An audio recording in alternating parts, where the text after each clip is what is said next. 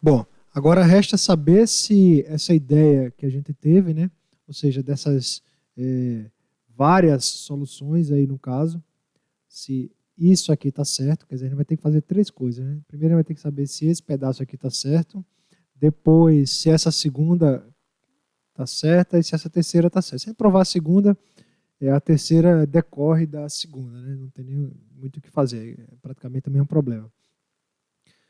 Então é isso. Então a gente vai tentar provar isso, que isso faz sentido isoladamente, porque se a gente mostrar que isso faz sentido, o que é que a gente vai ter feito? A gente vai ter quebrado o problema em subproblemas e a gente está dizendo que a solução de cada problema grande ela é composta de soluções ótimas dos subproblemas.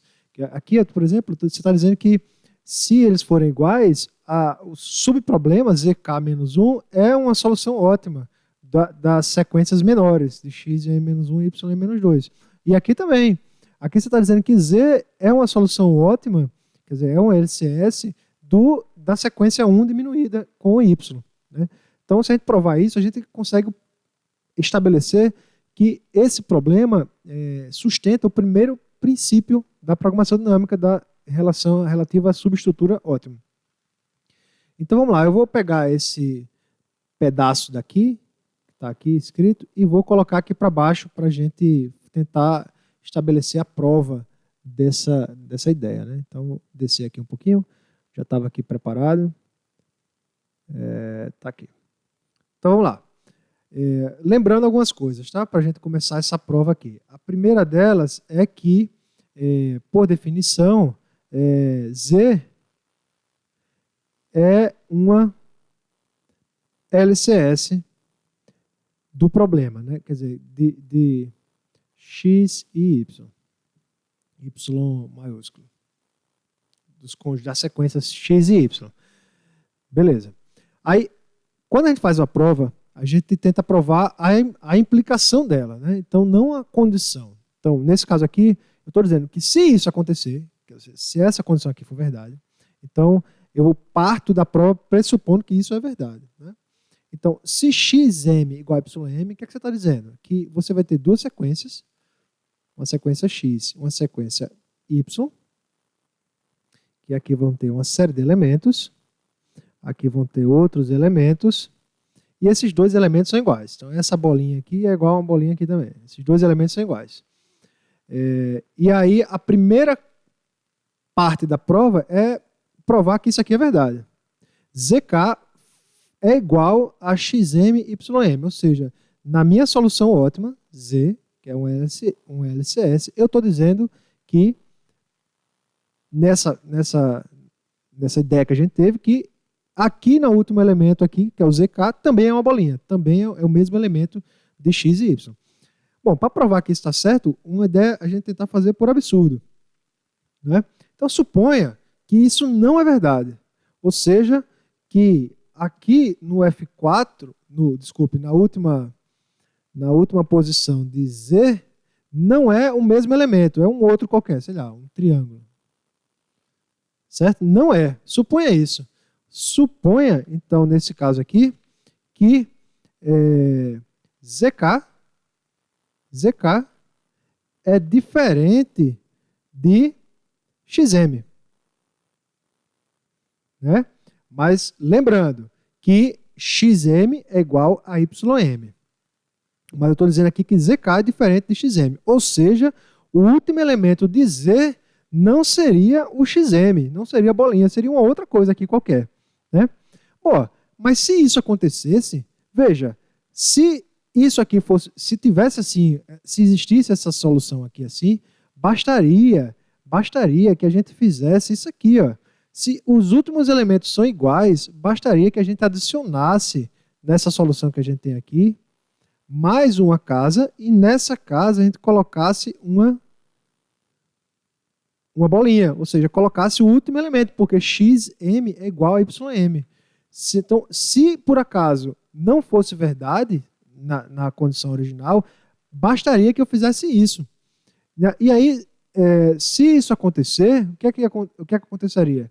Você teria, sim, e tem mais, a sua subsequência, ela teria tamanho aqui, ó, esse tamanho aqui dela, né, seria K, né, que é o tamanho da sua subsequência. Se não fosse igual, se o ZK não fosse esse cara aqui, eu acabei de colocar mais um elemento. Então, eu teria uma subsequência de tamanho K mais 1. E não pode isso acontecer. Por quê? Porque o problema diz que Z é a LCS, é a solução ótima. E essa solução ótima, pela definição do problema, tem tamanho K. Então, se isso aqui fosse verdade, você teria uma outra solução ótima de tamanho K mais 1, o que é um absurdo, pela definição do problema. Então, essa primeira parte aqui da prova, a gente acabou de mostrar que é verdade usando uma prova por absurdo. Para essa segunda parte aqui, a gente vai fazer uma estratégia muito parecida. Veja, que essa segunda parte aqui. Nessa segunda parte, a gente está dizendo que eles são iguais. Além disso, o K, que é o último elemento, eu já provei aqui na primeira parte que ele está lá, né? Então, vamos lá, vamos desenhar aqui de novo. Então, eu tenho o X, que tem aqui um conjunto de elementos, e aqui na última tem uma bolinha. Y, que é um elemento, tem lá mais alguns elementos, e aqui na última uma bolinha. E Z, que tem mais alguns elementos, e aqui também é uma bola. Então, o que eu estou dizendo aqui, nessa segunda parte, é que, ora, o tamanho como eu incluí X e Y, né, nesse cara, a solução ótima, a LCS, está aqui dentro, ó, e ela tem tamanho K-1. É isso que a gente está dizendo aqui, que ela tem tamanho K-1. Né? Ela está aqui dentro. E ela vai usar só esses dois pedaços aqui, de X e de Y. Então, a gente vai usar a mesma estratégia. Quer dizer, suponha,